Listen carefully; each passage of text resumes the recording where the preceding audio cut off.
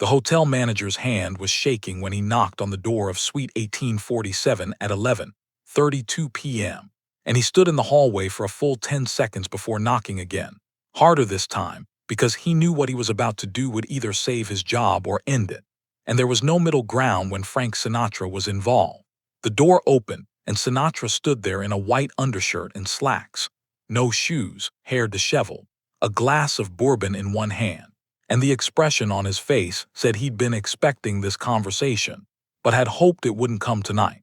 The manager's name was Robert Chen, 41 years old, had been running the Desert Inn in Las Vegas for 3 years, had dealt with everything from card counters to celebrity meltdowns to the occasional low-level mobster who thought owning a piece of the casino meant he owned the staff, but nothing in his experience had prepared him for this, for standing in front of Frank Sinatra at 11:30 at night and telling him that one of his band members couldn't stay in the hotel.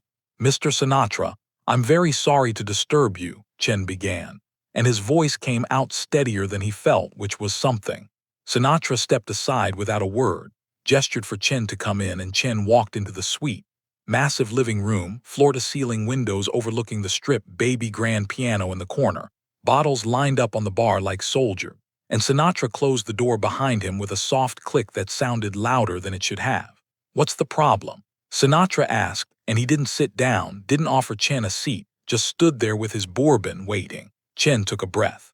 "It's about Mr. Davis. Sammy." "Yes, sir, Sammy Davis Jr. He's registered in Suite 1620 and we've received complaints from several guests." "Complaints about what?" "About his presence in the hotel."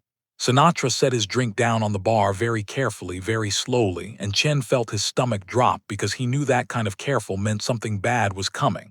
"His presence," Sinatra repeated. "Yeah, what does that mean?" "Mr. Sinatra, you know what it means." "No, Robert, I don't, so explain it to me." Chen felt sweat forming on his forehead. "Mr. Davis he's a Negro, Mr. Sinatra, and we've had guests express discomfort with him staying on the same floor as them. Some have threatened to check out if we don't address the situation." "Address the situation," Sinatra said, and his voice had gone very quiet, which Chen had learned was worse than yelling. "You mean move him? Or find him alternative accommodations? There's a very nice colored hotel across town, the Moulin Rouge, where he might be more comfortable." "More comfortable," Sinatra repeated, and he picked up his drink again, took a slow sip, set it back down. "Let me ask you something, Robert. When Sammy checked in, did he pay for his room?" "Yes, sir." "Same rate as everyone else?" "Yes, sir." "Did he cause any problems, damage anything, disturb anyone?" "No, sir." "So what you're telling me is that Sammy Davis Jr., who is one of the greatest entertainers in the world, who sold out the Copa room downstairs 3 nights in a row, who paid the same money as every other guest in this hotel, is being asked to leave because some guests are uncomfortable with the color of his skin?" Chen didn't answer. "That's what you're telling me," Sinatra continued, and now he was walking toward Chen, not aggressive, just closing the distance. "That your hotel has a policy that says if enough white people complain about a black guest, that guest has to leave, regardless of whether they've done anything wrong." "Mr. Sinatra, it's not my policy, it's the ownership. They're concerned about losing business." "Losing business," Sinatra said, and he laughed, short and bitter. "You know what you're gonna lose if you kick Sammy out. You're gonna lose me. You're gonna lose my show tomorrow night. You're gonna lose Dean, who's opening next week. You're gonna lose every other performer who finds out that the Desert Inn thinks it's acceptable to segregate their guests." "Mr. Sinatra, please understand." "No, you understand," Sinatra said, and his voice cut through Chen's words like a blade. "I don't care what your ownership thinks. I don't care what your guests think. Sammy Davis Jr. is staying in that suite. And if anyone has a problem with that, they can check out. And if your ownership has a problem with that, they can come talk to me directly. But you're not going to knock on his door at midnight and tell him he has to leave because he's black. That's not happening." Chen felt his pulse racing. "Mr. Sinatra, if I don't handle this, they'll fire me." "Then let them fire you. I have a wife, 2 kids." "I can't."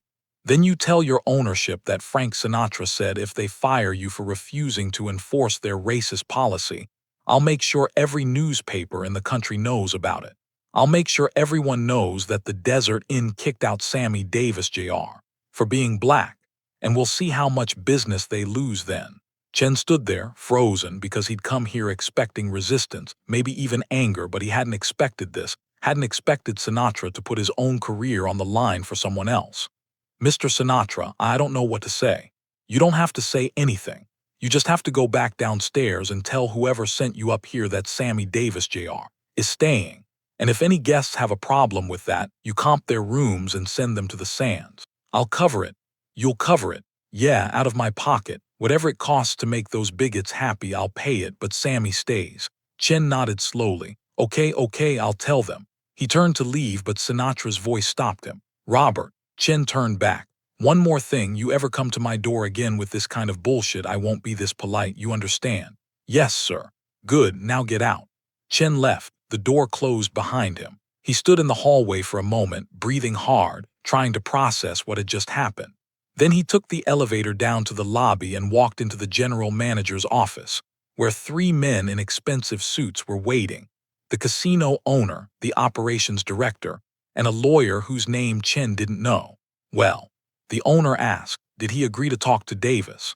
"No," Chen said. "He said Davis stays, and if we force him out, Sinatra walks, and he'll make sure every newspaper in the country knows why."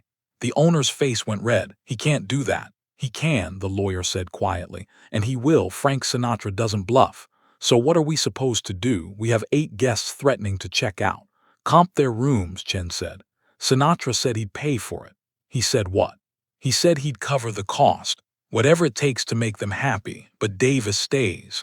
The 3 men looked at each other. Finally, the operations director spoke.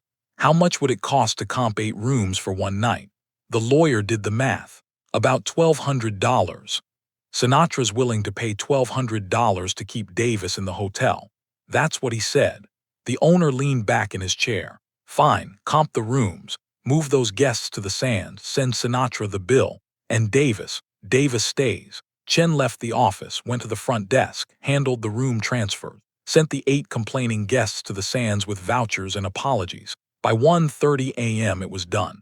He didn't go back to Sinatra's suite, didn't call to confirm, just went home. The next day, Sammy Davis Jr. performed at the Desert Inn, sold-out show, standing ovation.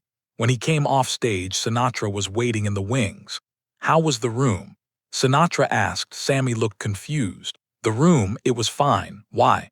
"No reason, just making sure you were comfortable." Sammy studied him for a moment. "Frank, did something happen?" "Nothing you need to worry about." "Frank," Sinatra sighed. "Some guests complained, management wanted to move you, I told them no." "How many guests?" "Doesn't matter." "Frank, how many?" 8. Sammy's face tight. 8 people complained that I was staying in the hotel." "Yeah, and they wanted to move me to the Moulin Rouge." "Yeah, and you stopped them." "Yeah." Sammy was quiet for a long moment, then, "Thank you." "Don't thank me. You paid for your room, you have every right to stay there." "We both know it's not about rights, Frank, it's about who's willing to fight for them." Sinatra shrugged. "Then I guess I'm willing to fight." They stood there in the wings, the sound of the crowd still echoing from the showroom, and Sammy felt something he didn't often feel in Las Vegas. In the world of bright lights and big money and people who smiled to your face but wouldn't let you through the front door, he felt safe. Not because Sinatra was powerful, but because Sinatra was willing to use that power for something other than himself. 2 weeks later, Chen got called into the owner's office. He walked in expecting to be fired. Instead, the owner handed him an envelope. "What's this?" Chen asked. "A bonus, $500. Chen stared at it. "Why?" "Because you handled that situation with Sinatra correctly. You didn't back down from him, you came back and reported exactly what he said. Because of that, we didn't lose him or Davis or any of the other performers who would have walked if we'd handled it wrong. But I didn't do anything. Sinatra made the decision. You brought us the information we needed to make our decision. That's your job. You did it well." Chen took the envelope. "Thank you. One more thing," the owner said. "From now on, we're not enforcing room segregation. If guests complain about who they're staying near, we move the guests, not the performer." "Understood." "Yes, sir." "Good, that'll be all." Chen left. He never told Sinatra about the conversation. Never told anyone. 40 years later, when someone asked him about working at the Desert Inn in the 1960s, he told the story about the night Frank Sinatra threatened to walk because the hotel wanted to move Sammy Davis Jr. Did he really offer to pay for the rooms? They asked. Yeah, $1,200 out of his own pocket. Did he end up paying it? Chen smiled. I don't know, I never saw the bill, but knowing Frank, he probably did. Not because he had to, but because he said he would. The interviewer asked if Chen thought Sinatra did it for publicity. Chen shook his head. Nobody knew about it. The guests who got moved didn't know why. The newspapers didn't cover it. It was just something that happened at midnight in a hotel suite between Frank Sinatra and a manager who was trying not to lose his job. If Frank wanted publicity, he would have called a press conference. Instead, he just made sure his friend got to sleep in the room he paid for. So why did he do it? Chen thought about it. Because it was right, and because he could, and because when you have the kind of power Frank Sinatra had, you have a choice. You can use it to make your life easier, or you can use it to make someone else's life less hard. And that night, Frank chose the second one. Years later, after Sinatra died, Sammy Davis Jr. gave an interview about their friendship.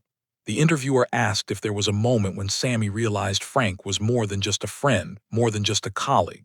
Sammy thought for a long time.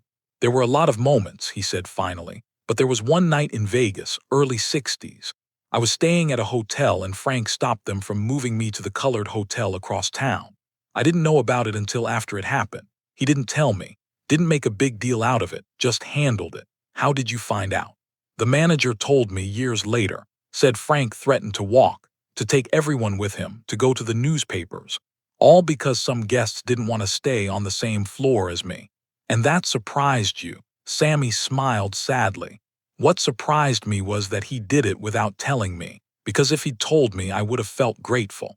I would have felt like I owed him. But by not telling me, by just handling it and letting me sleep in peace, he gave me something more valuable than a hotel room. He gave me dignity. He let me wake up the next morning not knowing there'd been a fight over whether I deserved to be there. He let me feel normal. And in Vegas in the 60s, for a black performer, that was the rarest gift of all. The question is this. When you're Frank Sinatra and a hotel manager knocks on your door at midnight and tells you your friend has to leave because guests are uncomfortable with his skin color, and you don't just say no, you threaten to walk, to take your show, to go to the press, to pay for the rooms yourself if that's what it takes. Is that heroism? Or is that just understanding that power means nothing if you only use it to protect yourself? And when you do it without telling the person you protected, when you let them wake up the next morning not knowing there was a battle fought over their right to exist in a space they paid to be in, are you being humble? Or are you understanding that the greatest gift you can give someone isn't to save them publicly and make them feel grateful? It's to save them quietly and let them keep their dignity. Because maybe that's the difference between charity and respect, between helping someone and treating them like they deserved help in the first place. And maybe that's why decades later people still told that story. Not because Frank Sinatra was powerful, but because he understood that real power isn't about what you can take. It's about what you refuse to let others take from the people you care about.